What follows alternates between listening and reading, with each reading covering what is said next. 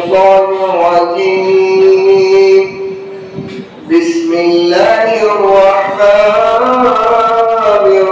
الرحيم قال فرعون آمنتم به قبل أن آذن لكم إن هذا لمكر مكرتموه في المدينة لتخرجوا منها أهلها فسوف تعلمون لأقطعن أيديكم وأرجلكم من خلاف ثم لأصلبنكم أجمعين قالوا إنا إلى ربنا منقلبون وما تنقم منا إلا أن آمنا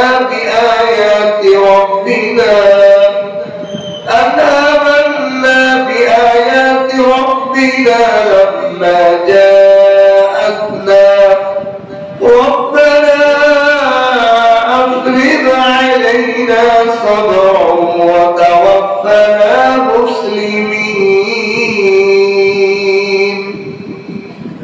وقال الملأ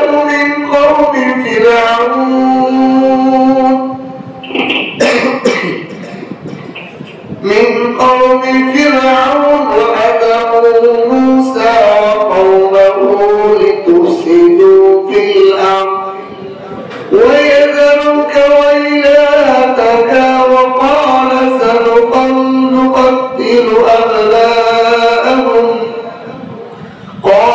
سنقتل أبناءهم ونستحيي نساءهم وإن فوقهم قاهرون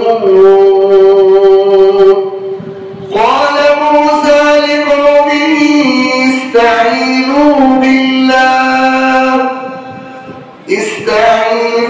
بالله واصبروا إن الأرض لله يورثها من يشاء من عباده والعاقبة للمتقين قالوا أوذينا من قبل أن تأتنا ومن بعد ما جئتنا قال عسى ربكم أن يهلك عدوكم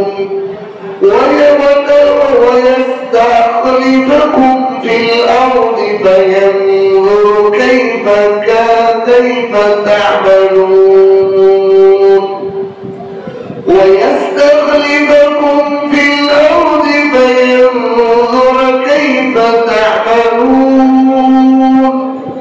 صدقت يا أرحم الراحمين. بارك الله لنا ولكم في القرآن العظيم ونفعنا وإياكم بالآيات والذكر الحكيم. سبحانك لا علم لنا إلا ما علمتنا إنك أنت العليم الحكيم. ربي زدني علما رب اشرح لي صدري ويسر لي أمري واحلل عقدة من لساني يفقهوا قولي. الله পাক প্রতি সকল সুজুদ মহান রব্বুল আলামিন প্রতি সপ্তাহের ন্যায় কোরআন পাকের তাফসীর করার এবং শোনা আমলের মধ্যে বসার তৌফিক দান করেছেন। এই জন্য কালিমাতু শুকর দিল করে আলহামদুলিল্লাহ। আজকে সূরা আরাফের 123 নম্বর আয়াত থেকে 129 নম্বর আয়াত, মোট 7টি আয়াত আমি তেলাওয়াত করেছি। আল্লাহ তাআলা এই আয়াতগুলোর ভেদ রহস্য আমাদেরকে বোঝা আমলে গ্রহণ করার তৌফিক দান করে বলেন আমিন। এই আয়াতের বিষয়বস্তুগুলো হলো আল্লাহ পাক যুগে যুগে মানুষকে নবী রাসূলের মাধ্যমে হিদায়াতের পথ দেখিয়েছেন। কিভাবে মানুষ নবীদের বিরোধিতা করার কারণে আযাবে গ্রেফতার হয়েছে, কঠিন থেকে কঠিন আল্লাহ পাকের নাফরমানি আরো ধরছে, আর যারা আল্লাহর নবী রাসূলদের কথা শুনছে, তাদের পথ দেখানো পথে চলছে, তারা মহা বিপদ তাদের মাথায় আসার পরেও তাদেরই জয় হয়েছে। আল্লাহ তাআলা আজকের আয়াতের যে ঘটনাগুলো মূসা আলাইহিস সালাম ও ফিরআউনের কিচ্ছা বর্ণনা করতেছিলেন, এই আয়াতের মধ্যে আল্লাহ পাকের দুই ধরনের পরীক্ষা, এক ধরনের হলো বিপদ আপদ মুসিবতের মাধ্যমে, আর একটা হলো নিয়ামত দিয়ে সকল কৃতজ্ঞতার পরীক্ষা। এই দুটোটা এই আয়াতগুলোর মধ্যে আল্লাহ আলোচনা করছেন। প্রথম আয়াত আল্লাহ তাআলা বলেন, ক্বালা ফিরআউন আমানতুম বিহি, ফিরআউন বলল, হে জাদুকরেরা, তোমরা যে মূসা আলাইহিস সালামের প্রতি ঈমান আনলে, ক্বাবলা আন আযানা লাকুম, আমার অনুমতি পাওয়ার আগেই তোমরা ঈমান আনলে। অর্থাৎ গত তাফসীরে যে আয়াতগুলো গিয়েছিল, যে ফিরআউন মূসা এবং হারুন আলাইহিস সালামের সাথে জাদু দিয়ে মোকাবেলা করার জন্য 6 লক্ষ জাদুকরকে একত্রিত করছিল। এই 6 লক্ষ জাদুকর তাদের যে জাদুর সরঞ্জাম, লাঠি, রশি, এগুলো একত্রিত করছিল, সেটা বয়ে আনতেই 300 উট লাগছে। এত বড় জাদুকর, 6 লক্ষ জাদুকর। এই জাদুকররা এসে মূসা আলাইহিস সালামের সাথে যখন প্রতিদ্বন্দ্বী হলো, তারা যখন তাদের সমস্ত জাদুর রশি লাঠি দিয়ে জাদু প্রদর্শন করলো, 6 লক্ষ জাদুকর, আবার তাদের যে সরঞ্জাম যাত্রায় বয়ে আনতে লাগছে 300 উট। এই জাদুর সরঞ্জাম দিয়ে যখন তারা জাদুর সাপ প্রদর্শন করলো, পুরো ময়দান ভয়ে কম্পিত হয়েছে, মানুষ হতভম্ব হয়ে গেছে, জনগণ। এত সাপ, এত সাপের কিলিবিলি, ভয়ঙ্কর একটা দৃশ্য। এই অবস্থায় আল্লাহ তাআলা মূসা আলাইহিস সালামকে বলছেন, হে মূসা, তোমার লাঠি ফেলে দাও। লাঠি ফেলে দেওয়ার সাথে সাথে লাঠিটা বিশাল আজদার সাপ, এত বড় সাপ পৃথিবীর মানুষ আর কখনো দেখেনি। এরকম বড় সাপ হতে পারে। সেই সাপ দেখে মূসা আলাইহিস সালাম নিজেই মুন্ড তুলে দৌড়িয়েছে, কত বড় ভয়ঙ্কর সাপ হতে পারে। এই সাপের সমস্ত জাদুঘরের সাপ যখন গিলে খেয়ে ফেললো, তখন সমস্ত জাদুঘররা গত তফসিরে গেছে,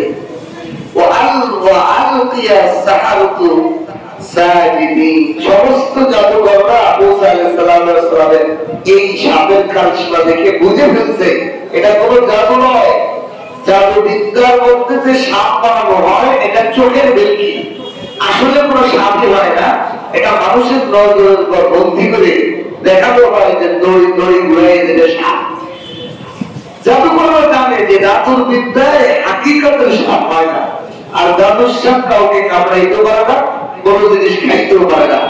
তখন জাদুকরদের সামনে যখন এই বিষয়টা স্পষ্ট হলো, মূসা আলাইহিস সালামের সাপ বাস্তব সাপ সমস্ত জাদুর সাথে খাইয়ে ফেলেছে, এটা কোনো জাদু নয়, এটা হলো আল্লাহ পাকের মুজিজা।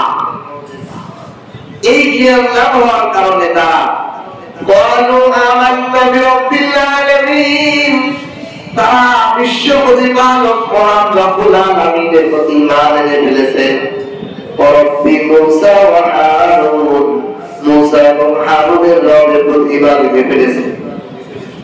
এই যে ঈমান আছে, তাদের বিবেকের মধ্যে সত্য গ্রহণ করার কি ছিল, ভাবনা ছিল।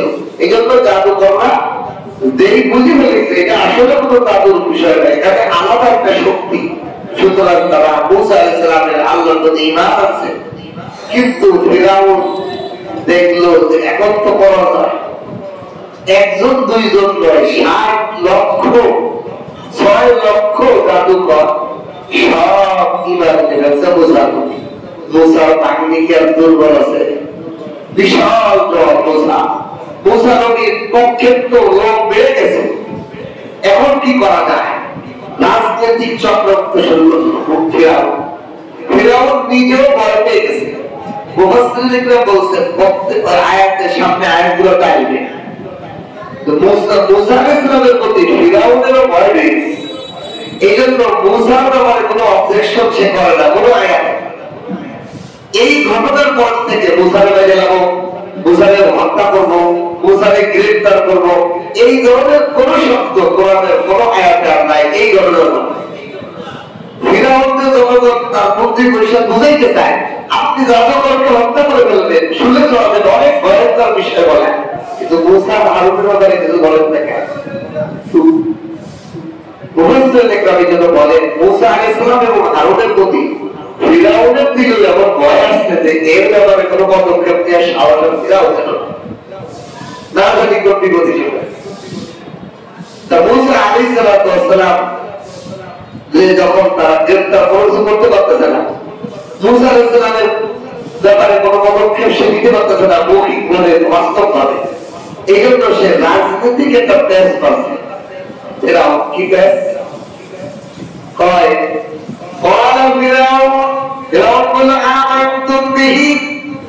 আরে তোমরা মুসার প্রতি ঈমান রাখলে আমার অনুমতি না নিয়ে কেমনে করিলে? মুসা যদি বাস্তবে সত্য হয় তা আমি অনুমতি দেব, আমি সহ তোমরা সবাই মিলে ঈমান আনবা। তোমরা এরকম করলে কেন? আমার অনুমতি ছাড়া তোমরা করলে রাজনৈতিক কি ব্যাস জনগণকে বুঝাইতেছে দেখো আমি একজন প্রভু, তোমাদের রাজা, তোমাদের মহাপরিচালক প্রভু, আমার অনুমতি ছাড়া জাদুকররা যে কি বানালো মুসার প্রতি, আসলে ঘটনাটা এটা না। আর পারতেছে না তেল নদের জনগণদের খেপাইতেছে। কি খেপাইতেছে? আসলে এই যে আমার অনুমতি ছাড়া যে জাদুকররা মুসার প্রতি ঈমান আনছে, এটার ঘটনার ভিতরে রহস্য আছে। কি রহস্য?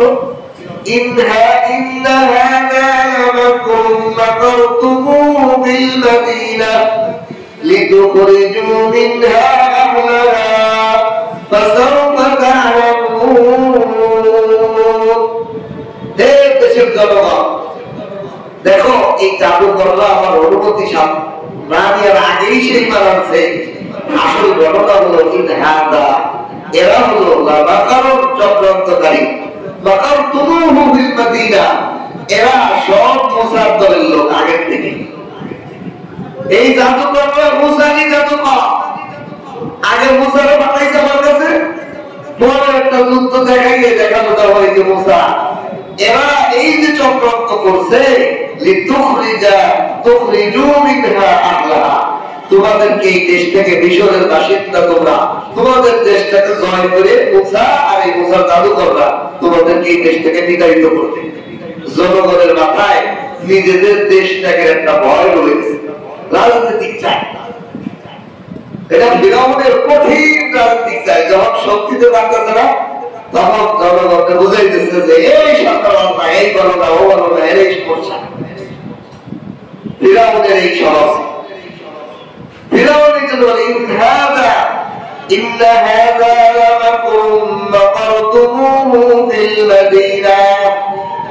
এটা তো একটা মহা চক্রান্ত।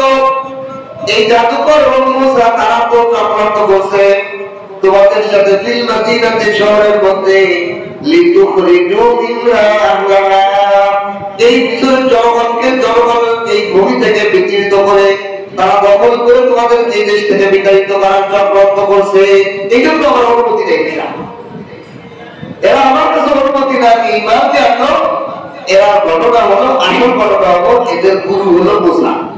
আগের থেকে এদের চক্রান্ত, আগে মুসারে বানাইছে, মুসা দেখাইছে জাদু, তখন আমি এবার ওদেরকে রাখছি, ওরা মুসার সামনে ঈমানের সিজদা দিয়ে দেখালো যে আর কোনো উপায় নেই, তোমাদের দেশ আমরা দখল। এইটা চক্রান্ত সাজাইছে, হে মিশরের জনগণ, তোমাদেরকে এই দেশ থেকে বিতাড়িত করার জন্য এগিয়ে করতেছে। নিজে তো পারতেছে না, আমার জনগণ করতেছে। সে হলো এমন খোদা। আল্লাহ তাআলা তার দুর্বলতা, আসলে আল্লাহ পাকের চক্রান্ত বোঝা বড় কঠিন। যে যেরকম চক্রান্ত করে ওই চক্রান্ত যে বোঝায় যে তুমি আসলে আল্লাহর যোগ্যই না। এটা তো যারা জ্ঞানী জনগণ তারা বুঝে ফেলেছে।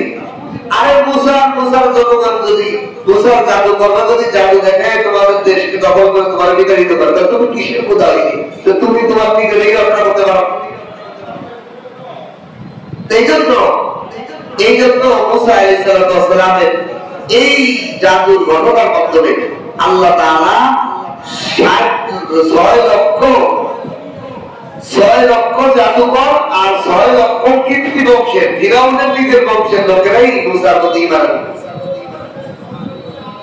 ঈমান আনার পর তারা তো এই চক্রান্ত প্রথম রাজনৈতিক চাল দিলেন ফিরাউন।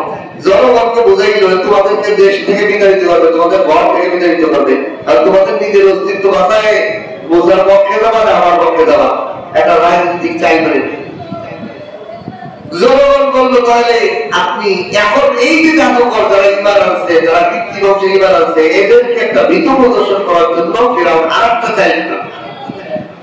لأقطعن أيديكم وأرجلكم من خلاف ثم لأصلبنكم أجمعين। ফিরাউন বলল, হে জাদুকররা যারা ঈমান আনছো, মুসার প্রতি যারা ঈমান আনছো, শোনো, لأقطعن أيديكم, তোমাদের হাতগুলোকে আমি কর্তন করবো, وأرجلكم, তোমাদের পাও কর্তন করবো, من خلاف, ডাইন হাত কাটলে বাম পাও কেটে দেবো, বাম হাত কাটলে ডাইন পাও কেটে দেবো, বিপরীত মুখী তোমাদের কেটে দেবো, দুই দিকেই দুর্বল হয়ে যাবে। ডাইন হাত কেটে দিলে বাম পাও দুর্বল, দুই সাইডে দুর্বলতা এরকম বিপরীত ধরনের তোমাদেরকে হাত কর্তন করবো, পা কর্তন করবো, এবং তোমাদের সকলকে নীল নদের পাশে, লোহিত সাগরের পাশে, গাছের মধ্যে ঝুলাই শুলে চড়া।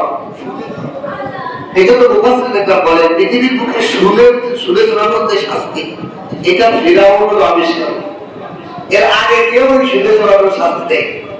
শুলে চড়ানোর কত ভয়ানক শাস্তি যে এরকম আপনার টেবিলের মতো বিশাল চেয়ারের মধ্যে তাকে বসানো হয়েছে এবং তার বসার স্থানের নিচের যে জায়গা আছে, পিছনের রাস্তা, এই বরাবর ছিদ্র করে বল্লমকে স্প্রিং এর মাধ্যমে অনেক গতিশীল করে এটা ছেড়ে দেয়।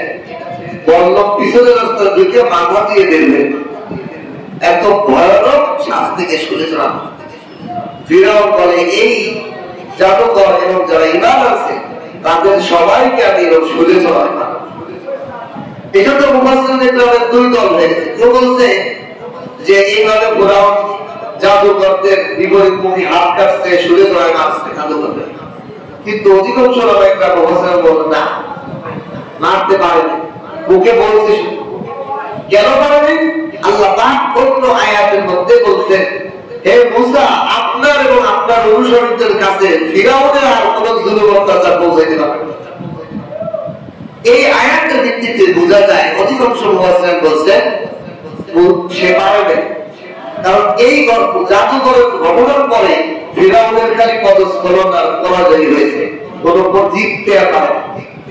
এই জন্য সে আর এই জাদুকরদেরকে হত্যা করতে পারবে, এত তখন হত্যা করতে পারবে। এই জন্য জাদুকরদের দিলের মধ্যে ভয় ঢোকাই দেওয়ার জন্য এই ভয়ানক ঘটনা যখন দিল যে তোমাদের হাত পাও কেটে দেবো, তোমাদেরকে শুলে চড়াবো, তোমরা আমার অনুমতি ছাড়া এরকম করছি, আর জনগণের ভিতরে ঢুকাই দিল তোমাদের দেরি বাড়িতে ভিটে খারাপ হবে, মুসা ভাই, সুতরাং তোমরা আমার পক্ষে তোমার পক্ষে দেবে।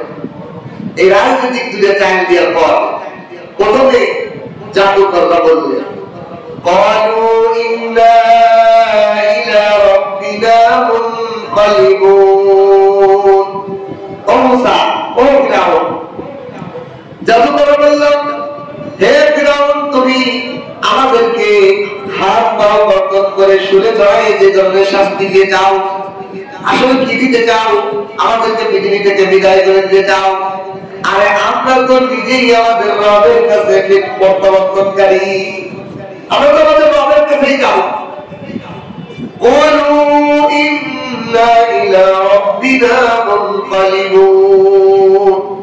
এই আয়াতটা ভাব হলো ইন্না লিল্লাহি ওয়া ইন্না ইলাইহি রাজিউন। ওটার যে অর্থ এটারও সে অর্থ, খালি আল্লাহ পাকের গুণবাচক নাম আর শব্দের কিছু পরিবর্তন হয়েছে। ইন্না লিল্লাহি, নিশ্চয়ই আমরা আল্লাহর জন্য, ওয়া ইন্না ইলাইহি রাজিউন, আমরা আল্লাহর কাছেই ফিরে যেতে হবে। এখানেও জাদুকররা এই কথাই বুঝাইতেছে যে যত বড় মুসিবত আর বিপদ আসুক না কেন, আমার জেহেনে যদি থাকে যে আমি এই দুনিয়াতে থাকবো না, আমার চলেই যেতে হবে, আর আমার কারণে যেতে হবে, আমার রব আমার প্রতিপালকের কাছেই যেতে হবে, এই কথা যদি কোনো মানুষ বিপদের সময় মনে রাখে, তার কোনো পেরেশানি নেই। এই দুনিয়ার কত বড় মুসিবত আর পেরেশানি আমার কাছে আসুক না কেন, আমাকে কি করতে পারবে? মাইরি করতে, এর বেশি কিছু করতে পারবে না। আমি বলে গেলে আর কি, তাহলে আমার তো পরে আমার প্রতিপালকের কাছে যেতেই হবে। সুতরাং যত বড় মুসিবত বিপদ আমার কাছে আসুক, আমি এই কথাই আমার মনে প্রাণে বিশ্বাস রাখি যে আমার রবের কাছে আমার চলে যেতে হবে। সুতরাং তুমি আমার যতই ভয় দাও, কোনো কাজ নেই। যত মুসিবতই আসুক, ওই মুসিবতকে আমি ভয় পাই না। এই জন্য সমস্ত জাদুকররা এই কথাই বললো, ক্বালু ইন্না ইলা রাব্বিনা মুনকালিবুন। ইন্না, নিশ্চয়ই আমরা, ইলা রাব্বিনা, আমাদের রবের দিকে, মুনকালিবুন, প্রত্যাবর্তন করব, ফিরে যাব। আমাদের রবের কাছে আমাদের ফিরে যাই হলো আসল ঠিকানা। এর বিকল্প আমাদের চাই, আমাদের রবের কাছে ফিরে যাই হলো আমাদের আসল। আর এই পৃথিবীতে থেকে যাওয়ারও পাইস্থায়ী, অনৈতিক কথা। আর রবের কাছে ফিরে যাবো, এটাই হলো নিশ্চিত কথা। এর থেকে বিপরীত হওয়ার কোন সুযোগ শক্তি সমর্থ নাই। এখন দেখেন, এখানে একটা জিনিস আমাদের জন্য বড় বিষয়। আমাদের পৃথিবীর মানুষের যত পেরেশান, যত সমস্যা, সব সমস্যার মূল হলো যে আমরা আখিরাত ভুলে যাই। আমরা যে আল্লাহর কাছে ফিরে যাবো, এইটা ভুলে যাওয়ার কারণে যত মুসিবত। এই আখিরাত মুখী থেকে যত দূরে যায়, এই জন্য মারিফাত, আল্লাহ পাকের পরিচয়, আল্লাহ পাকের আরিফ বিল্লাহ হওয়া, মুত্তাকিন হওয়া, এর মূল কথা কি? এই ইসলামের পথে, সুলুকের পথে, সাধনার পথে, মুজাহাদার পথে, এই দুনিয়ার ইসলামের গভীরতম পথে যদি কেউ চলতে চায়, তার মূল কথা কি? আল্লাহর দিকে নজর দিতে হবে। এইটা পথে বেড়াতে বিশ্বাস করে যে যত এটা মজবুত হবে, সে তত বড় আল্লাহর ওলি। যে প্রতিটা সেকেন্ডে জানে আমি একটু পরে আল্লাহর কাছে যেতে, আমি আমার মালিকের কাছে যাবো, আবার কি সম্পদ আছে আর কি আমি অপরাধ করে দোষ করে গেলাম। ছোট্ট একটা বাচ্চা সারাদিন বাড়ি বাখায় খেলাধুলা করে বসে থাকে, বিকেল বেলা ভয়ে কাঁপে, বাড়ির ভিতর ঢোকে না। আমরা যখন গ্রামগঞ্জে বড় হয়েছি, তো এই গল্পগুলো আমাদের চলে আসে। খেলাধুলা করে বিকেল বেলা বাড়ি ঢুকতে ভয় পাইতাম, মা রাগ করিব, কোহাইতে খেলে বেড়াইছি, দুধবাড়ি বাড়াইছিস কেন, আব্বা করিব খেলাধুলা করে বেড়াইছিস, বাড়ি কাজ করতে বেশি করিস। এই বিকেল বেলা বাড়ি ঢুকাটা আমাদের বড় পেরেশানি। এই কেন? কারণ সারাদিনের যত কথা শুনি দেয়, এখন তো বাধ্য আর বাড়ির বাইরে থাকার কোনো সুযোগ দেয়। এখন তো ঘরে ঢুকতেই হবে, মা বাবার মুগুলি খাইতে হবে, দমক খাইতে হবে, বেশি কথা শুনতেই হবে। এই জন্য বাড়ি ঘরের মধ্যে ঢোকা বিকাল বেলা বাচ্চার জন্য টেনশন বেড়ে যায়। কিন্তু যেই দিন কোনো দোষ করি নাই, যেই দিন বাবার কথা ঠিক মতো শুনছি, টাইম মতো সবকিছু করছি, সেই দিন নিশ্চিন্তে বাড়ি ঢুকতে কি মজা, আনন্দে নাচতে নাচতে।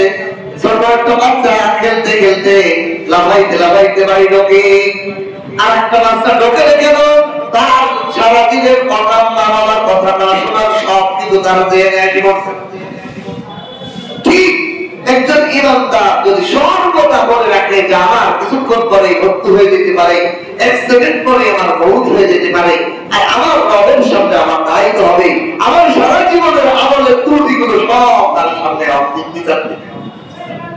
এই কথা যদি তার দেহে থাকে, সে কি আর দুনিয়ার জিন্দেগিতে অকাম করার সুযোগ আছে?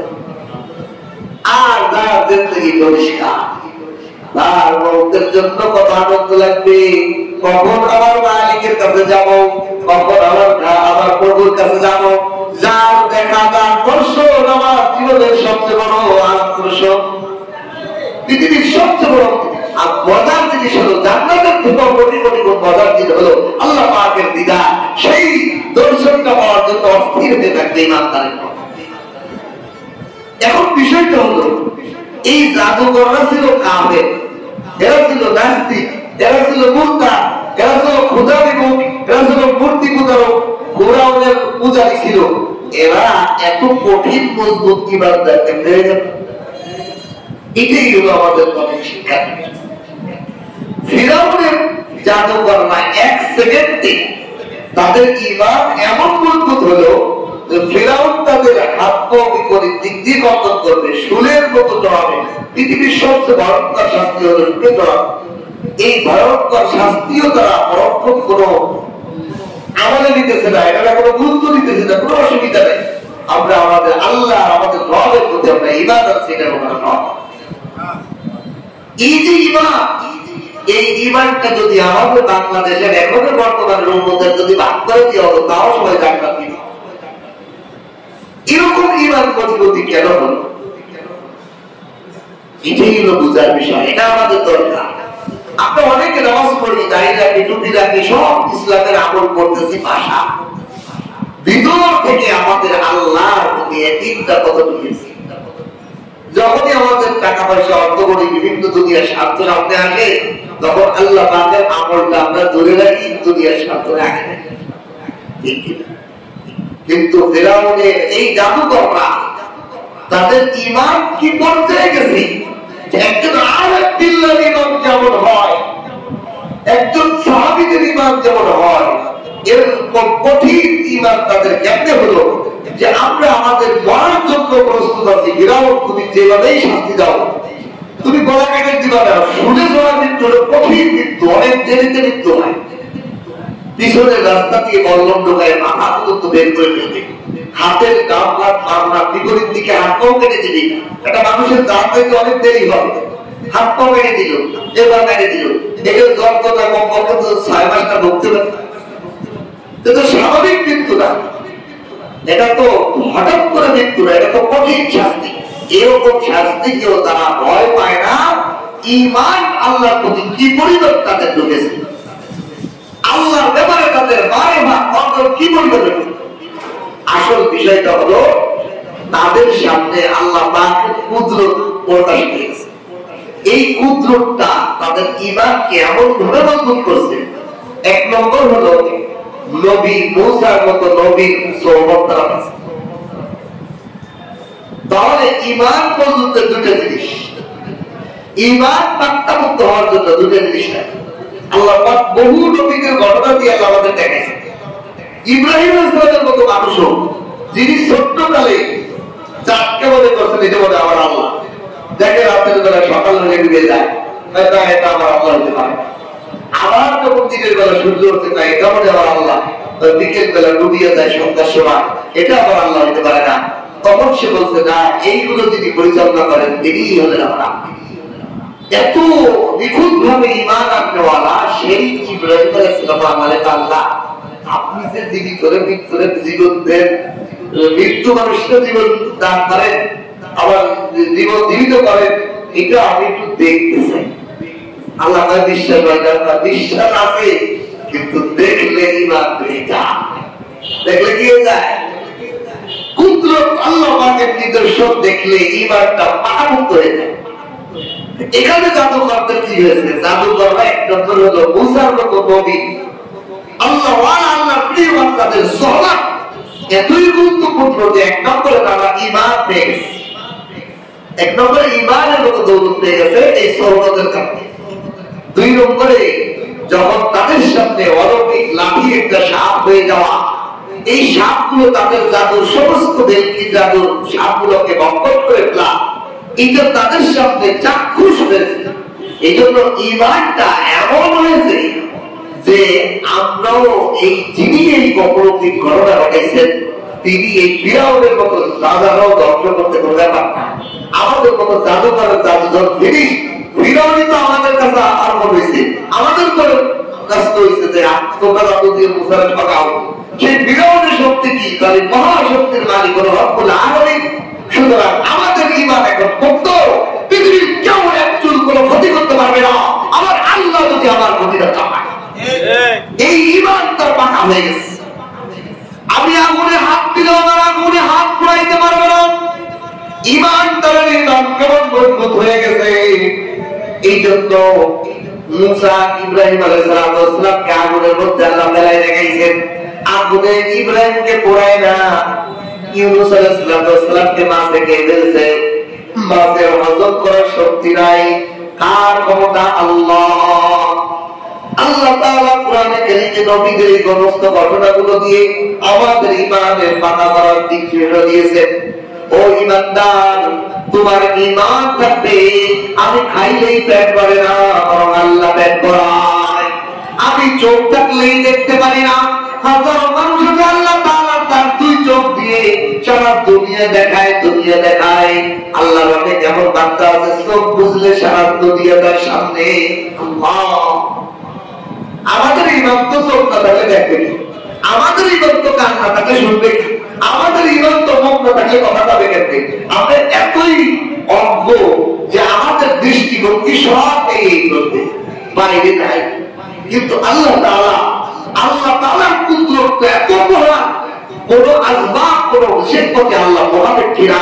আল্লাহ আমাকে কথা বলাইতে পারে, আমার কথা দূরে পৌঁছে দিতে পারে, আমার এই জিজ্ঞাসা আছে না? 8 মাইল দূরে যুদ্ধ আছে, 800 মাইল দূরে। সেখানে যুদ্ধের এক সাহাবী বলতেছে, তোমার পিছে সত্য, তুমি আরাম করে যাও। এখানে পরে মদিনায় বসে বলতেছে, আর 800 মাইল দূরে উনি শুনতেছে, ওমর রাদিয়াল্লাহু বলতেছে, সতর্ক হও, আওয়াজকে পৌঁছাই, আওয়াজকে পৌঁছা। আল্লাহ, আমরা নিজেদের দিকে নিজেদের তাকাই, আমাদের ঈমান মানে পাতে দেওয়ার মতো না, ঠিক কি না? ঈমান পাতে দেওয়ার মতো না। নামাজ যখন পড়ে অনেক মুসল্লিদের মসজিদে তাকাইলে দেখা যায় নামাজ পড়তে ভ্যানের দিকে তাকাইছে, নামাজ পড়তেছে ওই সামনে দেওয়ালের দিকে তাকাইছে। এর নামাজ কি আল্লাহর কাছে কবুল হবে? আমাদের ঈমানের অবস্থা। এই জন্য আল্লাহ পাক এই সমস্ত ঘটনা দিয়ে বোঝায় যে ফিরাউনের সামনে জাদুকর যখন চাক্ষুষ দেখছে, তারা এই চাক্ষুষ থেকে তাদের দিলের মধ্যে ঈমানটা এমন পাকা হয়েছে যে আসলে ফিরাউনের তো শক্তি নাই, আমাদের জাদুর শক্তি নাই। যখন রব্বুল আলামিনের কুদরতে চলে, তাহলে ওই রবের কাছে আমাদের ভিড়ে যেতে হবে। তাহলে আমাদেরকে কি ভয় দেখাবা? আর ওনার কাছে রয়েছে জান্নাত, সবচেয়ে শান্তির জায়গা ওনার কাছে, সবচেয়ে কষ্টের জায়গা ওনার কাছে। ওনার রপ্তানি যদি আমরা থাকি, আমাদেরকে কেউ অশান্তিতে রাখতে পারবে না। এই জন্য ফেরাউনের জাদুকরদের ঈমান মারিফাত আর বিল্লাহ, একজন মুত্তাকিন পরহেজগারদের থেকেও পাক্কা ঈমান তাদের হয়ে গেছে। অল্পটাই আমাদের সমাজে আছে, দেখবেন অনেক মানুষ নামাজ পড়ে, 20 বছর ধরে নামাজ পড়েও তার ঈমান পাকা হয়। আর অনেক মানুষ আছে আলে মক্কাতে বুজুর্গ আলেমদের সোহবতে 2 দিন 5 দিন 1 সপ্তাহ আসছে, তার ঈমান এমন পাকা হইছে যে সে প্রত্যেকটা বিষয়ে আল্লাহ আলেমের কাছে জিজ্ঞাসা এটা হালাল না হারাম। আর হাজারো মানুষ আছে 20 বছর 50 বছর ধরে ব্যবসা করতেছে, একবার এসে জিজ্ঞাসা করে আলেমের কাছে, হুজুর আমার ব্যবসাটার মধ্যে হালাল হারামের সুন্নাতগুলো জানা হবে, আমি যদি হারাম পথে না যাই, আমি যদি আল্লাহকে বেজার করে রাখি, তাহলে বুঝতে হবে আমাদের ঈমান কি দুর্বল। আমাদের মোবাইল দুর্বলের কারণে আমরা ইসলামী শরীয়তের বিধানগুলো আল্লাহর কোথায় রাখি, আল্লাহ কোথায় বেদা, ওই বিষয়গুলো আমরা ইজি করব। আর যখন মানুষের ঈমান যত বেশি পাকা, তার দেখবেন তার কত বেশি অ্যালার্জি, এটা হালাল হবে না হারাম হবে, এটা হবে না এটা হবে, এটা করবো কিনা এটা করবো, ঈমান পাকা বলে এটা শুরু হয়েছে, কাটারে ধরা করছে।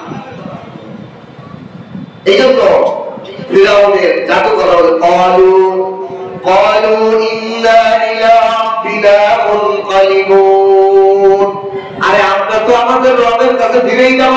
ও ফিরাউন, তুমি যতই আমাদের ভয়ঙ্কর শাস্তির কথা বলো না কেন, আমরা আমাদের রবের কাছে ফিরে যেতেই হবে একদিন। সুতরাং মৃত্যুর ভয় ইমানদার করে না, মালিকের কাছে আগে গেলেই তো ভালো। দুর্বল আমি পরে গেলেও যাবো, আগে গেলেও যাবো, সুতরাং তোমার ভয় পেয়ে লাভ নাই। এখন ফিরাউনের মন্ত্রী পরিষদ বলেন وما تنقم منا إلا أن آمنا بآيات ربنا لما جاءتنا ربنا أفرج علينا صبرا وتوفنا مسلمين। এখন এই যে জাদুকররা তারা বলতেছে যে হে ফিরাউন, তুমি যে আমাদেরকে যে শাস্তি দিবা, হাত পাও বিপরীত দিক থেকে কেটে দিবা, ডাইন হাত কাটলে বাম খাও, বাম হাত কাটলে ডাইন খাও, আমার শরীর জোরানোর ভয় দিচ্ছ। আমাদের তো এই যে শাস্তি তুমি যে ঘোষণা করছো, এটা তো এমনি এমনি করো না। কি কারণে করছো? ইল্লা আন আমানা বিআয়াতি রাব্বিনা, আমাদের রবের নিদর্শন থেকে যে আমরা রবের প্রতি ঈমান আনছি, এই জন্যই তো দিবা। তা আমরা তো ওই রবের পুত্র বুঝে রেখেছি যে তোমার তো কিছুই না ক্ষমতা, সব পদ্ধতি পুরা। আর পুরার প্রতি ঈমান আনার কারণে যদি তুমি আমাদেরকে মৃত্যু দাও, তাহলে শোনো লাম্মা জাআতনা, আমাদের সামনে যেহেতু আমাদের রবের নিদর্শন প্রকাশ পেয়ে গেছে, আমরা চিনে ফেলেছি আমাদের রব কি, আমাদের বাঁচানেওয়ালা কে, মারনেওয়ালা কে, আমাদের সমস্ত ক্ষমতার ঊর্ধ্বে কি, সেটা আমরা যখন জেনেই ফেলেছি ওনার পুত্র দেখে, সুতরাং আমরাও আল্লাহ আমাদের রবের কাছে একটা দোয়া করি। কি দোয়া? রব্বানা আফরিজ আলাইনা সাবরান ওয়া তাওফানা মুসলিমিন। ঈমান বেড়ে গেলে মুখ থেকে কি সুন্দর দোয়া আসে। এই দোয়াটা ফিরাউনের এই জাদুকরদের মুখ থেকে আসে। আল্লাহ তাআলা বলতেছেন, তারা বলতেছে রব্বানা, হে আমাদের রব। রব্বানা দিয়ে যত দোয়া আছে এটা ইসমে আযম, দোয়া কবুল করার একটা নাম হলো রব্বানা। এগুলো রব্বানা রব্বানাতে বেশি বেশি আল্লাহর কাছে দোয়া। বাংলায় যদি দোয়া করেন বলে রব্বানা আমার এটা দেন, রব্বানা আমার এটা দেন, রব্বানা আমার এই সমস্যা দূর করে দেন, রব্বানা আমার এই সমস্যা দূর করে দেন, এই রোগ দূর করে দেন, এই বিপদ দূর করে দেন, রব্বানা। কেন? রব্বানার মধ্যে আল্লাহ পাকের এমন একটা গুণ আছে যে এই গুণ দিয়ে ডাক দিলে ইবলিসের মতো মানুষকেও তার মধ্যে রাগান্বিত হওয়ার পরে রব্বানা বলে ডাকতে তা যা দেখে থাকে। এটা একটা আলাদা আলোচনা আমি আগে করেছি যে ইবলিস বিরোধী করছে, সেই সময় আল্লাহ কাছে রব্বানা, আল্লাহ রব বলে কয় কি চাস কম, কয় গেছে দিন। রব এমন একটা নাম, গুণবাচক আল্লাহ, যেই নামটাকে ডাক দিলে আল্লাহ দুষ্কর বেয়াদব কি করছে কি না করছে সব শত্রু মৃত্যু সবাই দিয়ে দেয় রব করে ডাক দিয়ে। রব্বানা আফরিজ আলাইনা, আমাদের উপর ঢেলে দেন, আমাদের উপর অর্পণ করে দেন সবরা, আমাদের উপর তো ফিরাউন বিভিন্ন আযাব দিবে, কঠিন থেকে সরে যাওয়াবে, বিপরীত দিক দিয়ে হাত পাও কেটে দিবে। সুতরাং হে আমাদের রব, আমাদেরকে ধৈর্য ঢেলে দেই, যত বড় মুসিবত আসুক আমাদেরকে ধৈর্যের পাহাড় দান করুন, ধৈর্য দিয়ে আমাকে দেখে দিয়ে মুসলিমিন, আমাদেরকে মুসলমান অবস্থায় মৌত দিয়ে, আমাদেরকে মুসলমান দ্বারা মৌত দিয়ে আমরা যেন মুসলমান হয়ে মৃত্যুবরণ করতে পারি। আমাদের জন্য মুসলমান আত্মসমর্পণ করতে, আপনার হুকুম কি আমরা আত্মসমর্পণ করে যদি করতে পারি, আপনার হুকুমের বাইরে যদি না বলি, আপনার হুকুম না বাইরে যদি না বলি। এটা তো কোরআনে কারীমের মধ্যে কোথাও এরকম নাই। কোরআন হাদিসের আলেম হয়ে বড়, হাফেজ হয়ে বড়, দিনদার হয়ে বড়, এ বড়, আল্লাহ কোরআনে কারীমের মধ্যে স্পষ্ট একটা আয়াত বলেছেন, ওয়ালা তামুতুন্না ইল্লা ওয়া আনতুম মুসলিমুন, তোমরা মৃত্যুবরণ করো না মুসলমান নামে। কত বড় গুরুত্বপূর্ণ কথা। এই জন্য মুসলমান হয়ে মরতে চাই। আমাদের দেশে তো অনেক মানুষ আছে যাই বাঙালি হয়ে মরতে চায়, কমল ঘোড়া তুই বাঙালি হয়ে বললে কমলের শাস্তি বাঁচবে। মুসলমান হয়ে পড়তে চাই। মুসলমান শব্দের অর্থ আত্মসমর্পণ দেন। কি আত্মসমর্পণ করি? আল্লাহ এবং রাসূলের হুকুমের সামনে আমি চলে গেলাম। আমি আল্লাহ হুকুমের সামনে আমার কোন বিপরীত কোনো লাই নেই। আমার বন্ধু তুমি যদি না, আমাদের দেশে অনেক মানুষ আমি স্বাধীন নাগরিক, আমার দায়িত্ব দায়ী করবো না। কোন মুসলমান কোন ইমানদার স্বাধীন হতে পারে না। সে একজন গোলাম, আল্লাহর হুকুম প্রবীণ তরিকার মধ্যে সে গোলাম। সে তার মনে যাতে তাই করতে পারে না। এটা ইবলিস বার্তা, এটা ফিরাউন বার্তা দিতে পারে। ইমানদার মুসলমান আত্মসমর্পণ করে আমার আল্লাহর হুকুমের বাইরে যাওয়ার কোন সুযোগ আমার নাই, এদের দাবি হলো মুসলমান।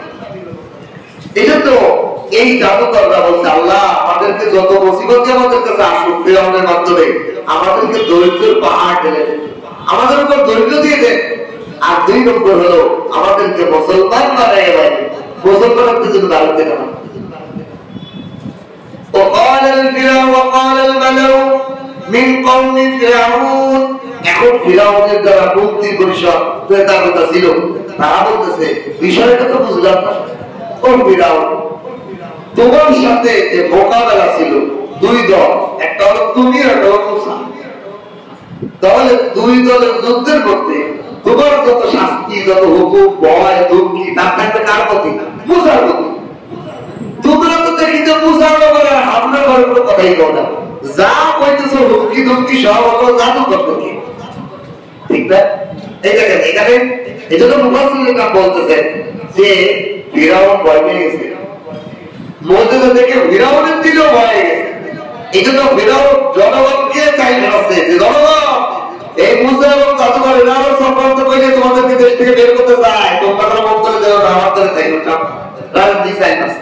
আর 2 নম্বর হলো জাদুঘরদের বলছে তোমাদের হাত পাও ভেঙে দেবো, তোমাদেরকে শুলে চালাবো, তোমাদেরকে এই শাস্তি দিব। জাদুঘরের আমরা পারবেন না, আল্লাহ তো দিবার দিয়েছি, এখন তুই যা কর তাই করে কোনো অসুবিধা নেই। এখন মন্ত্রী পরিষদ করে ফিরাউন, তুমি তো মূল খেলার থেকে যেখানে প্রতিদ্বন্দ্বিতা হবে সেখান থেকে তুমি সাইডে চলে গেছো, কারণ মূল প্রতিযোগী হলো ফিরাউন আর মূসা লড়াই। এখন তুমি মূসা আর হারুনের ব্যাপারে কোনো তোমার হুকুম দেয়, কোনো পদক্ষেপ দেয়, তুমি কি করতেছো? মন্ত্রী পরিষদ বলছে ক্বালাল মালাউ মিন কওমি ফিরাউন, ফিরাউনের কওম পরিষদের নেতারা মন্ত্রী পরিষদ বলতেছে আতাযারু মূসা ওয়া কওমাহু, আপনি কি মূসা এবং মূসার সম্প্রদায়কে ছেড়ে দিলেন লিইফসিদু ফিল আরদ, যে জমিনের মধ্যে তারা তাদের ধর্মীয় বিষয়ে আরো বেশি গন্ডগোল করুক, ফাসাদ করুক, তাদেরও ব্যবস্থা করুক। আমরা পদক্ষেপ, আপনি তো কত জাদুকরদেরকে খালি ধমকি দিলেন কথা কিছু বললেন, কিন্তু মূসা আর মূসার জনগণদের মূসার অনুসারীদেরকে কিছু বললেন না।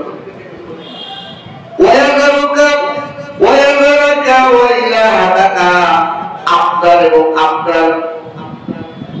আপনার ইলাহ, আপনার যে প্রতিমাগুলো আছে এদের ব্যাপারে কি মূসা ছেড়ে দিলেন? যে মূসা এবং মূসার অনুসারীরা আপনারা নিয়ে আপনার প্রতিমাগুলো নিয়ে যে তারা যে জমিনের মধ্যে ফাসাদ সৃষ্টি করবে এই ব্যাপারে কোনো আপনি পদক্ষেপ দেখিতেছে? মন্ত্রী পরিষদটা ফিরাউন আটকায়, ফিরাউন তো এক কথা হাত ধরে বাঁচলাম, আমার এটা প্যাস লাগাই যে তোরা, আমি তো মূসার ব্যাপারে ভয় পেয়ে গেছি, তোকে কেমনে বোঝাবো এটা?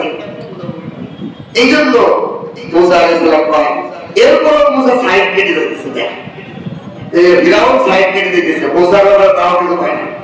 কলা, এখানে একটা প্রশ্ন আসে, সেটা হলো মন্ত্রী পরিষদ যখন বললেন যে ফিরাউন আপনি তো মূসা এবং মূসার সম্পদের ব্যাপারে কোনো পদক্ষেপ দিলেন না, যে আপনার ব্যাপারে যে মূসা নতুন ধর্ম আপনি তো দিলেন না, আপনি তো বড় পূজা না, এবং আপনার যে প্রতিমাগুলো আছে যার পূজা আপনি করেন এই প্রতিমাগুলো ব্যাপারে যে বিভ্রান্ত ধর্ম ছড়াইছে জনগণের মধ্যে, এই ব্যাপারে তো কোনো আপনি কোনো পদক্ষেপ বা আপনার কর্মসূচি নেই। তখন এখানে একটা প্রশ্ন আছে, এই যে ইলাহটা ফিরাউনের ইলাহ কিনা? এখানে মুফাসসির দেখলামের অনেক মত আছে। একমত হলো যে ফিরাউনও একটা কাবির পূজা করত, ফিরাউন কি করত? এই জন্যই পরবর্তীতে মূসা আলাইহিস সালামের সাথে যে সামিরি নামে একটা লোকের যুদ্ধ হয়েছিল, এই সামিরিও এই কাবির পূজাই করছিল, ফিরাউনের থেকে শিখছিল। এই জন্য এই কাবির পূজা, গরুর পূজা, এটা ফিরাউনের থেকে শুরু হয়েছিল। এই জন্য এখনো যারা গাভী পূজা করে, গরু পূজা করে, এরা ফিরাউনের অনুসারী। এই একমত আসছে। আর একমত আসছে যে ফিরাউন নিজের মূর্তি বানাই, মূর্তি বানাইয়ে ফিরাউন জনগণকে বলো যে এদের পূজা করো না, অথবা গাভী বানাই কত এদের পূজা করো। আর এই যে তোমাদের ভগবান, আর আমি হলো তোমাদের বড় ভগবান, এরা হলো তোমাদের ছোট ভগবান, আর আমি হলো তোমাদের বড় ভগবান। তাও তুমি এই করতো। আর কি আছে যে ওর নিজের মূর্তি বানাইয়ে জনগণের কাছে এটা পূজা না, আর আমি হলো আসল বড় পূজা, এগুলো আমার মূর্তি হলো ছোট পূজা। এই জন্য মন্ত্রী পরিষদ বলতেছে যে আপনার এবং আপনার প্রতিমাগুলা নিয়ে আপনি যে মুসলমানদেরকে কোন পদক্ষেপ দিলেন না, তারা আরো পাবে এটা নিয়ে আপনার থেকে আরো বিপরীত তারা খেলবে, তারা তো এটার বিরুদ্ধে জনগণকে বুঝাবে। এই জন্য তো আমরা কোনো কর্মসূচি দেখি না। এইভাবে সাইড কেটে দিয়েছে।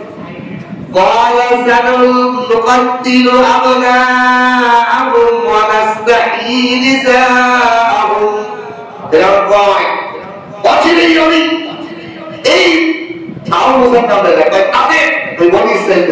তাদের ইশারা, একটা ডাইরেক্ট নাম, ডাইরেক্ট নামও ধরে না, ভয় লাগতেছে, মানে ও তো সাইড কেটে দিতেছে, ভিতরে গেছে। আমি তাদের সন্তান, ছেলে সন্তানদেরকে হত্যা করবো, মানে নাম বলে না, মুসা হচ্ছে মুসা, আপনার তো নাম বলে না, বলি সেন্টার নাম নেয়, এত ভয় হবে ভিতর দিকের ভিতর রয়েছে। আমি অতিরিক্ত তাদের ছেলে সন্তানদেরকে হত্যা করবো, তাদের মেয়ে সন্তানদেরকে জীবিত ছেড়ে দেবো। কেন? এই ঘটনা কয়েকটা বিষয় আছে।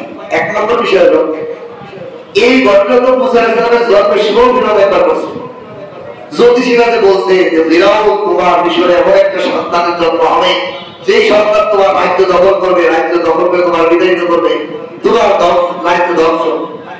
এই কারণে তো সে একবার বনি ইসরাইলদের সব ছেলেদের হত্যা করছে। কিন্তু আল্লাহ যারা আগে এরা এই আল্লাহ খেলাকে বলছে শত্রু যতই নিবাইতে চায়, আল্লাহ যে বাতি দাঁড়ায়, এই নিবানোটা সহজ। আল্লাহ তাআলা মুসা আলাইহিস সালামকে আল্লাহ তাআলা ফিরাউনের ঘরে লালন পালন করে বড় করেছে। এখন ফিরাউন তো ওদের পারে নাই, এখন জনগণকে বোঝানোর জন্য এইটা একটা রাজনীতি চাইছে যে জনগণ মনে করতে পারে যে এই সেই ছেলে এলো মুসা। এই জন্য ফিরাউনটার না, এরা বোঝাইতে চেয়েছে আর দেখো আমরা তো বনি ইসরাইলের উপর প্রভাবশালী, আমরা এখনো ফিরাউন বনি ইসরাইলের ছেলেদেরকে হত্যা করতেছি, মেয়েদেরকে ছেড়ে দিতেছি। ছেলেদেরকে যদি হত্যা করি তাহলে বনি ইসরাইলের জনসংখ্যা বাড়বে না, সৈন্য বাড়বে না, মুসার অনুসারী বাড়বে না, আর মেয়েরা তো দুর্বল থাকবে, আমাদের দাসী করে রাখবে। সুতরাং এই যে আমি ছেলেদেরকে হত্যা করতেছি, এর মানে হলো আসলে সেই ছেলে মুসাই না। যদি মুসাই হইতো তাহলে তো আমি তাদের উপর প্রভাব ফেলতে পারতাম না, সেই ছেলে তো আমার উপর প্রভাব হইত। আমি দেখো জনগণকে বুঝাইতেছে কৌশলে যে আমি দেখো এই যে বলছে যে ছেলেদেরকে হত্যা করতেছি, তারা তো দুর্বল, মুসার অনুসারীরা দুর্বল, আমি হত্যা করতে তারা কিছুই করতে পারতেছে না। এটার মাধ্যমে বুঝাইতেছে যে আসলে সেই ছেলে মুসা না, কিন্তু দিলে তো তার ভয় হয়ে গেছে, বুঝাই গেছে। কিন্তু জনগণকে বোঝানোর জন্য সে আবার এই ষড়যন্ত্র আবার ওই পূর্বের পূর্বে যে ছেলেদের হত্যা করছে ছেলেদেরকে, ওইটা আবার নতুন করে বোঝাই জনগণকে বোঝাইতে চাইতেছে যে এই মুসা আসল সেনা, সেটা তো প্রভাব সে আবার বলিত, আমি তাদের সন্তানদের হত্যা করতেছি, সে মুসা কিছুই করতে পারতেছে না। এই জন্য জনগণ বোঝো এই সেরো, আর যদি সেটা ওই ভবিষ্যৎটা যেন ভুল, এটা বোঝানোর জন্য সে সাইড কেটে খুঁজেছে তাদের ছেলেদেরকে আগে হত্যা করবো, পেয়েছে।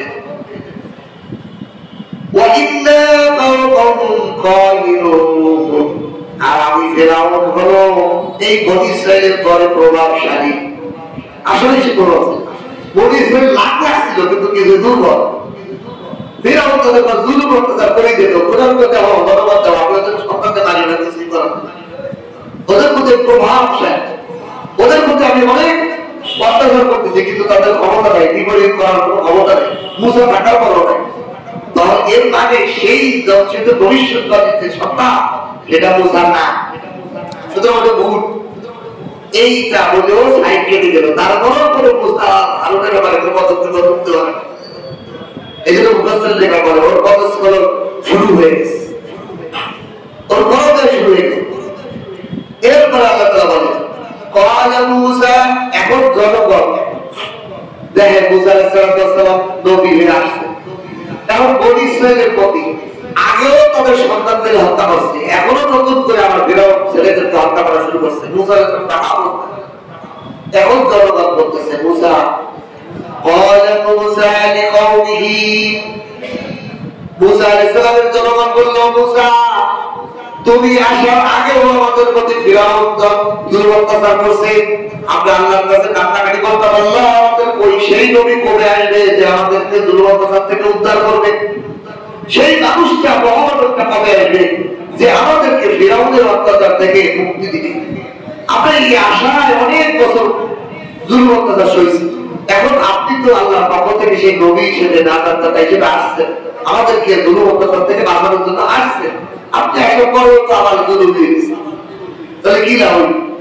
তো মূসা আলাইহিস সালাম বলতেছে ক্বালা মূসা, মূসা আলাইহিস সালাম বললেন লিকাওমিহি, ও আমার সম্প্রদায় শোনো, ইস্তাঈনু বিল্লাহ, আমি কিছু নয়, সাহায্য করার ক্ষমতা আমার কেউ নাই, তোমরা সাহায্য প্রার্থনা করো আল্লাহর কাছে। সুতরাং কোন আসবাব পাইছো, পাইলেও আমার আসবাবের উপর নির্ভর করো না।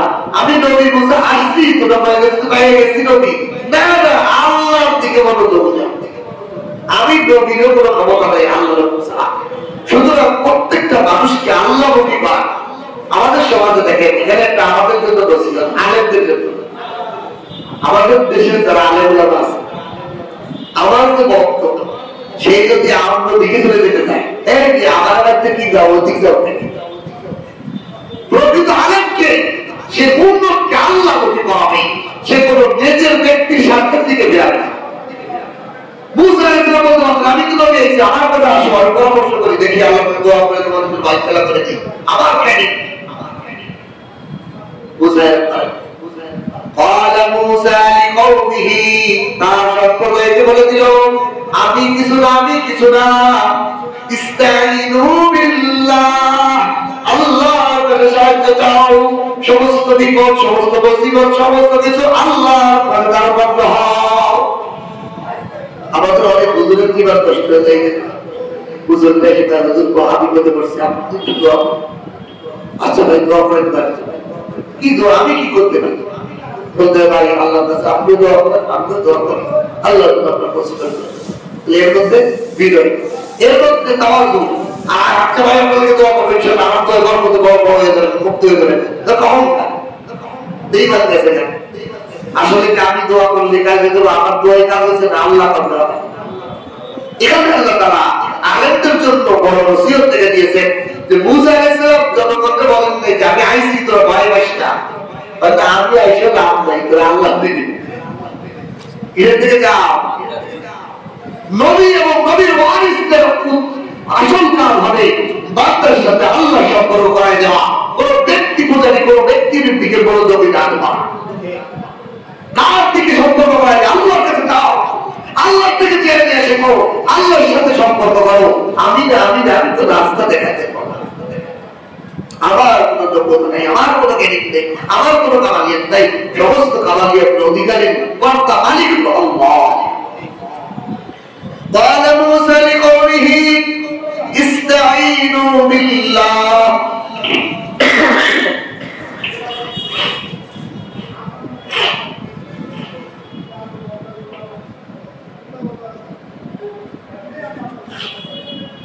আল্লাহ কুরআন না পড়লে শয়তানদের কত বড় ধোঁকা দেয়, কি কঠিন একটা কথা। আল্লাহ আমারও তৌফিক দান করুন, আপনারও তৌফিক দান। অনেক সময় আমাদের দ্বারা এগুলো হয়ে যায়, আপনি একটু দিন দ্বারা আপনার কাছে আপনার নতুন দিন দ্বারা আইসে হ্যাঁ যে আমার সাথে পরামর্শ করলো আমি চলতেছি, এইভাবে আল্লাহর দিকে মুখাপেক্ষি করে দেওয়া। ইস্তাঈনু বিল্লাহ, আল্লাহর কাছে তোমরা সাহায্য চাও। ওয়াসবিরু, 2 নম্বর হলো ধৈর্যের পরীক্ষা চলতেছে, তোমরা ধৈর্য ধরো। তাহলে মুসা আলাইহিস সালাম কি বললেন? 1 নম্বর আল্লাহর দিকে সাহায্য চাও, আল্লাহর কাছে সাহায্য চাও, দুই নম্বর হলো আসলে তোমাদের এখন ধৈর্যের পরীক্ষা চলছে, তোমাদের জন্য এখন ধৈর্যের পরীক্ষা। এখন তুমি আমি যতই দেওয়া করি তা হইল না, পরীক্ষা তো এটাই। আমি হলো মুক্তাহী, আমি হলো পরীক্ষক, আমি আল্লাহর পক্ষ থেকে দেখতেছি। এটা তো আমিও কিছু করার চাই, পরীক্ষা চলছে, পরীক্ষা ঠিক করে দাও। দৈত্য পরীক্ষা চলতেছে, দৈত্যই নীতি। তোমাদের বাচ্চাকে বিরাট হত্যা করবে, তোমরা কিছুই করতে পারবে না। এটাই তোমাদের ধৈর্য। ধৈর্য যদি ধরতে পারো, আল্লাহ তোমাদের জন্য প্রভাব পুরস্কার দিয়েছে। জনগণকে বলে দিল অস্থির ধৈর্য ধরো। ধৈর্য ধরলে কি হবে?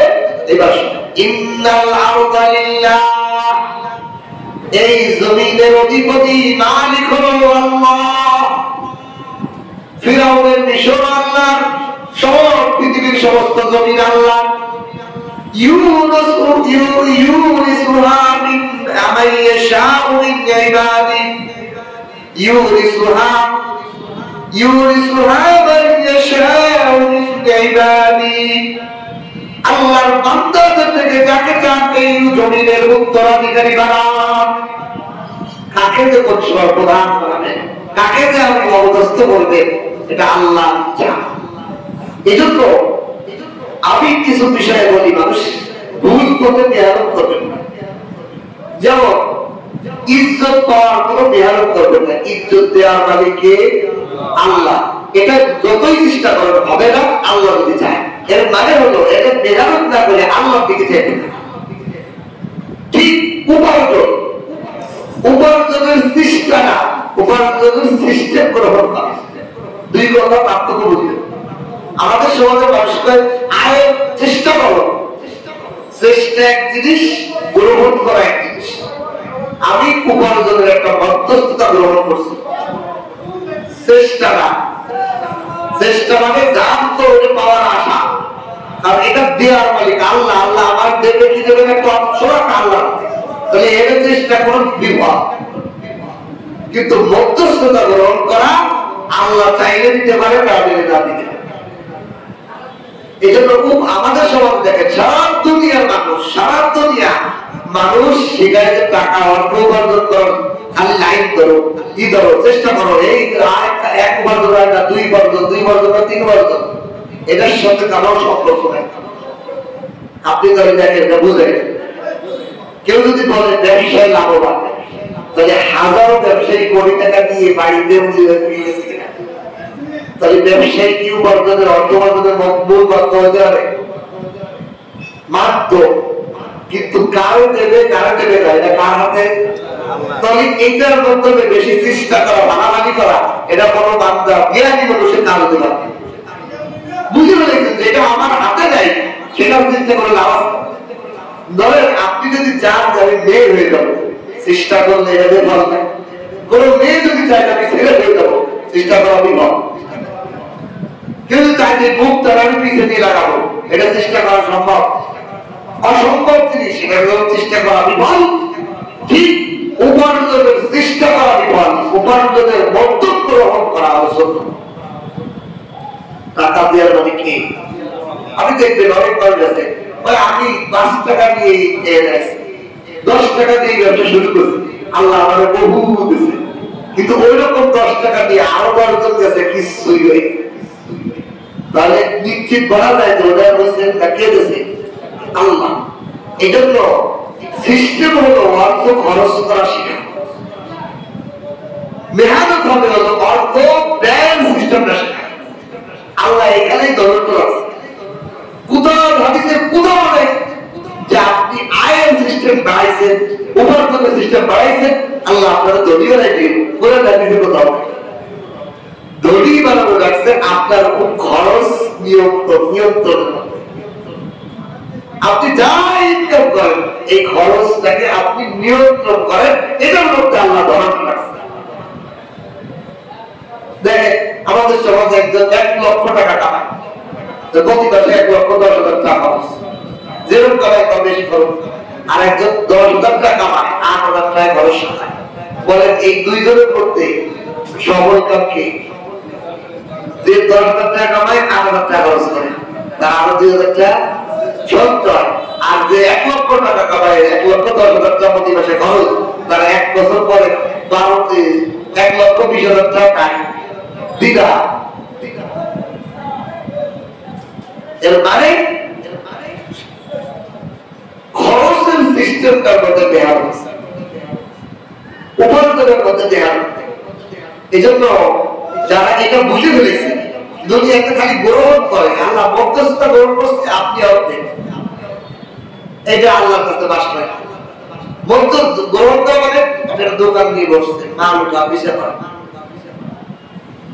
এটা আল্লাহ তার লাইফ বলে দেয়। হাজারো মানুষ আছে যে এগুলো কিছুই বলতে না, তারপর ওই লাইনে গেছে, আল্লাহ তারা খাইয়ে গেছে। আপনার না, এই জন্য বিষয়টা এরকম। এই জন্য আল্লাহ তারা বলেন যে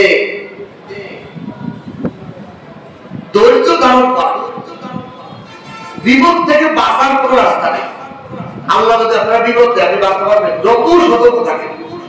আমি আমার লাইব্রেরির একটা ঘটনা বলতে, আমার একদিন ঈদের সময় বাড়ি দেখতেছি ব্যাগ, ল্যাপটপ, টাকা পয়সা, জুতা, সাথে ছেলে মেয়েদের কাপড় সব চলিয়ে গেছে। কিরকম চলিয়ে গেল? আমি বাসের যে সিটি বসছি, পাশের পাশে ছাদের ওই সার্জেনের মতো লাগছে। কিন্তু বিষয়টা হলো বুঝলেন যে আমার লাইফে এই ঘটনার আগেও কোনোদিন, পরেও কোনোদিন, আমি কোনোদিন আমার এই ব্যাগটা ওই গেলে নাই। কথা বলছি, আমার জীবনে কোনোদিন মানে কখনো ব্যাগটাকে সার্জেনের মধ্যে নাই, সকলের মধ্যে নাই, পায়ের মাঝখানে নাই। এই চুরি হওয়ার আগেও পরেও ওই দিন তাহলে রাখবো কেন? এটাই আমার প্রশ্ন। আমি যখন এই জিনিসটা বুঝে গেছি, তখন বুঝছি যে আল্লাহর পক্ষ থেকে। যখন ব্যাগ হারিয়ে গেছে, হয়রান হয়ে গেছে, কারণ সবকিছু টাকা পয়সা সবকিছু সবকিছু নাই তো নাই, তখন বুঝছি আল্লাহর পক্ষ থেকে পরীক্ষা। যখন পরীক্ষা নিতেছে, তাহলে আবার পাস করতেছে। তাহলে আমি যাই সিটের মধ্যে সুন্দর ঘুমায় বাড়ি দিচ্ছি, সুপার পাই যাইছে হয়রান, কোনো অবজেকশন দিলে ভালো গাড়ি, ভালো মানের গাড়ি, তার অবজেকশন দিলে তাদের একটা ক্ষতি হবে না, একটা গাড়িতে ব্যাগ চলে গেল। আমি বললাম দেখেন, আপনি টেনশন নিয়েন না, এটা আল্লাহর পক্ষ থেকে আমার পরীক্ষা, তো আমি মাইনে নিচ্ছি, কোনো অবজেকশন। আল্লাহ মাফ করতে পারেন কিনা? আপনি যতই সতর্ক থাকেন, বিপদ আসবে, এটা আপনি এটার মতো মেহনত করে ঠেকানোর কোনো সিরত নাই, কিন্তু ধৈর্যের মধ্যে ধ্যান দিচ্ছি। এই যে ধৈর্য ধরলাম, আলহামদুলিল্লাহ, এক পোশাকে বাড়ি গেছি, ঈদের জবাব করছি, রাতের বেলা ধুইয়ে এটাই সকালে শুকায় আল্লাহ তাআলা সেই অর্থ, সেই লেপটপ সবকিছু আমার ব্যবস্থা করে দিতে না। পরীক্ষায় পাস, আল্লাহ সব সহজ। এই জন্য এই যে মুসা আলাইহিস সালাম বলতেছেন, আস্তাঈনু, আল্লাহর কাছে সাহায্য চাও, আল্লাহর কাছে চাও, আর ধৈর্য ধরার মধ্যে তোমার মেহনতটা কোথায় পাবা? আল্লাহ সাহায্য চাও আল্লাহর কাছে। আমি মুসা পারবো না, অস্ত্র দিয়ে পারবো না, অন্যভাবে পারবো না, সেনাবাহিনী তৈরি করে পারবো না, বিরামসে যুদ্ধ করে অন্য কোন মধ্যস্থ হয়ে পারবো না। আল্লাহ সাহায্য আগে রাখবে। আগেই তুমি যদি সৈন্য, আমার ছোট হয়ে গেছে, আমার 1 লাখ সৈন্য হয়েছে, আমার কে পারে, এই অহংকার দিও না। ইমানদার হবে, আগে আল্লাহর কাছে সাহায্য চাবে, আল্লাহর কাছে সাহায্য চাবে। 2 নম্বরে মুসিবত এসে গেলে সে ধৈর্যের কথা ধ্যান করবে, ধৈর্য ধারণ করবে। যত বড় পরীক্ষায় আসুক, ঝগড়া যাচ্ছি, পরাজয় হয়ে যাচ্ছি, আহত হয়ে যাচ্ছি, নিহত হয়ে যাচ্ছি, রোগ পরামর্শ আসতেছে, ব্যবসায় লস খাইতেছি, জীবনের পদক্ষেপে আমি ঋণগ্রস্ত হয়ে যাচ্ছি, আমি পারতেছি না, আল্লাহর পক্ষ থেকে ধৈর্য, আল্লাহ আমাকে ধৈর্য দেন। আমি যদি এই ধৈর্যের পরীক্ষায় পাস করি,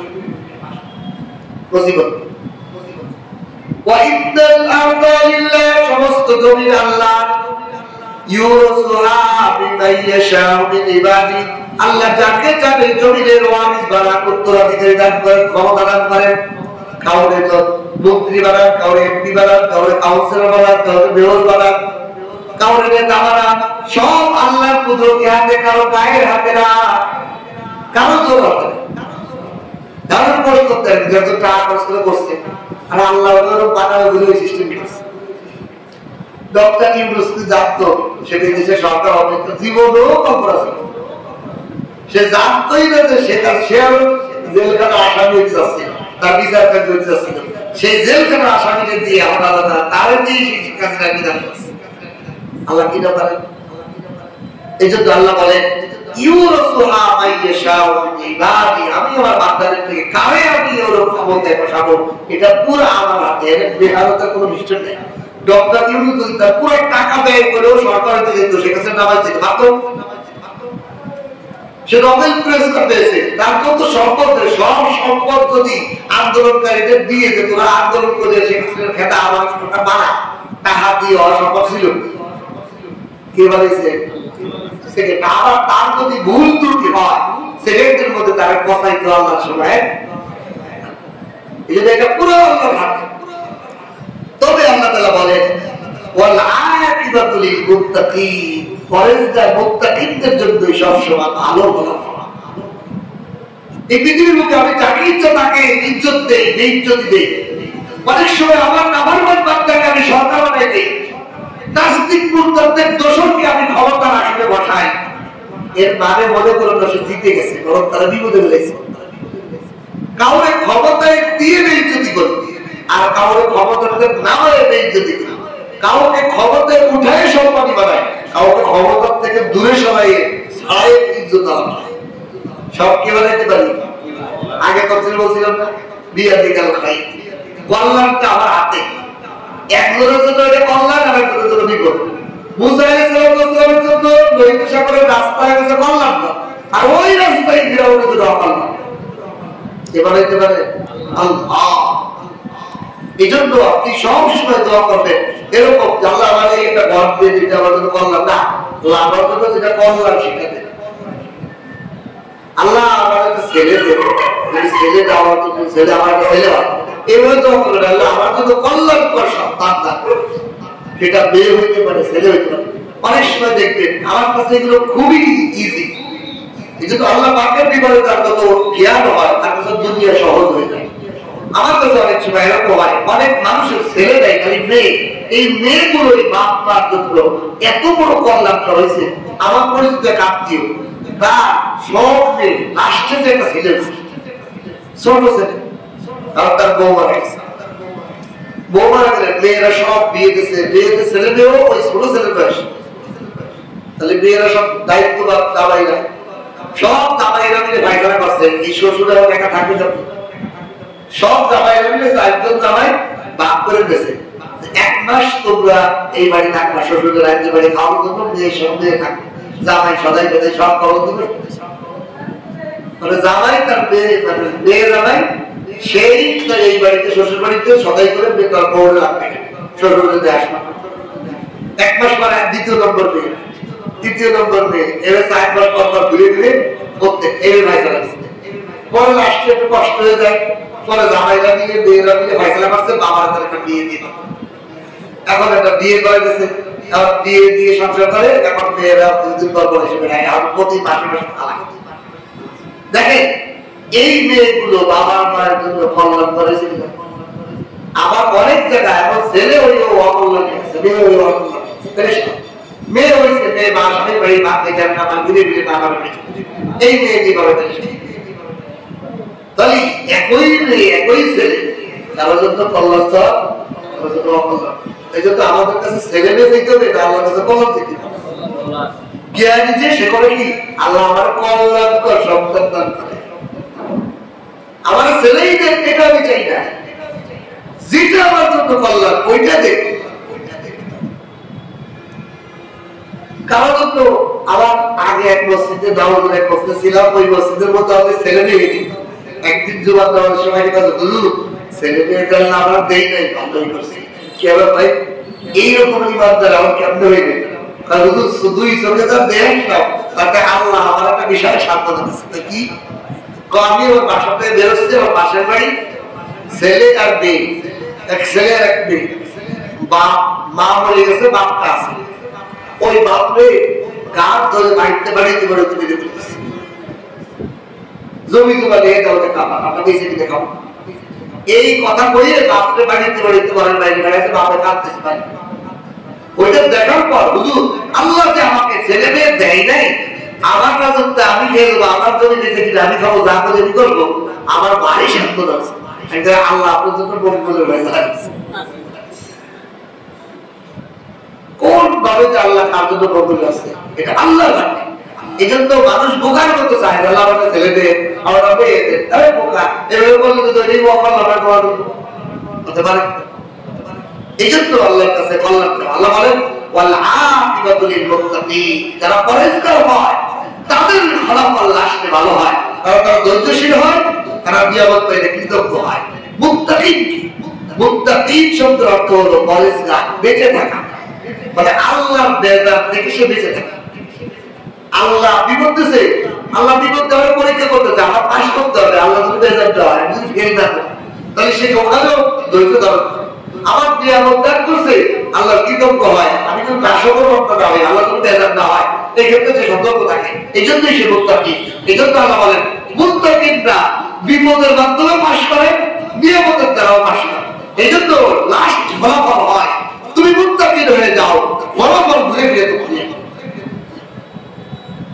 ওয়ালাকিবাতুল লিল মুত্তাকিন, এরপরে বনি ইসরাঈল বলতেছে বিশেষ কল উযিলা মিন ক্বাবলি আন তা'তিনা ওয়া মিন বা'দি মা জি'তানা। বনি ইসরাঈল বলতে মুসা, আপনি তো আমাদেরকে দোয়া করতে বলেন, আল্লাহকে সাহায্য দিতে বলেন, ধৈর্য ধরতে বলেন, যে আল্লাহ সব কিছু মালিক বুঝদার। এখন আপনি আসার আগেও আমাদের মুসিবত দিয়েছেন, আমাদের ছেলে মেয়েদের জবাই করছে, আবার আপনি এখন এইছেন, এখনো ফিরাউন আমাদের ছেলে মেয়েদের হত্যা করতেছে। এই যে মুসিবত বিপদ আসতেছে, আপনি আসার আগেও পরেও তারা বললো উযিলা, আমাদেরকে তো আযাব দিচ্ছে, বিক্ষোভ ইতিপূর্বে, আনতা তিনা মিন বা'দি মা জি'তানা, আপনি আসার আগেও আপনি আসার পরেও এই ফিরাউন আমাদেরকে আযাব দিচ্ছে।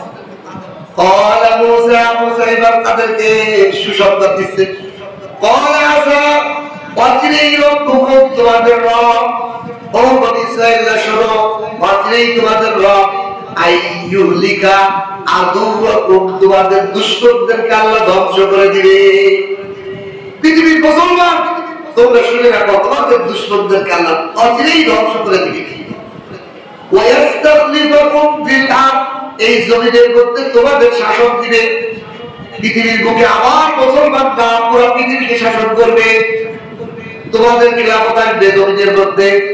ফায়ানজুরা কাইফা তা'মালুন, এই বিজয়ের কথা শুনে তোমরা ঘাবড়ায়ো না, ওটাও তোমাদের জন্য পরীক্ষা। ফায়ানজুরা, তোমাদেরকে আল্লাহ লক্ষ্য করবেন, কাইফা তা'মালুন, তোমরা যে জমিনে খিলাফত পাইছো, রাজত্ব পাইছো, ওই সময় কি তোমরা অকৃতজ্ঞ হয়ে যাও, নাফরমান হয়ে যাও, নাকি আবার স্বৈরাচার হয়ে যাও, এটা আল্লাহ দেখতেছে। আবার পরীক্ষা। ধরো হাসিনারে গাল দিতে পারো, সে কি জুলুম অত্যাচার করছে, এখন তোমরা নতুন যারা সরকারে আসছো, তোমাদেরকেও আল্লাহ দেখতেছে, তোমরাও কি স্বৈরাচার হয়ে যাও কিনা, তোমরাও কি মানুষের প্রতি জুলুম করো কিনা, এটা আল্লাহ অকৃতজ্ঞ হয়ে যাও কিনা, তোমাদের আমল আল্লাহ দেখবে। এই জন্য আল্লাহ তাআলা এই আয়াত থেকে দুইটা জিনিসের পরীক্ষা সারা দুনিয়ার প্রত্যেকটা মানুষের উপর চলতেছে।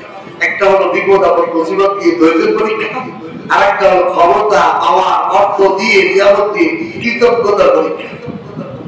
প্রতিটা মানুষের চলতেছে। আটটাস করে কখন ধৈর্যের পরীক্ষা, কখন নিয়ামতের পরীক্ষা।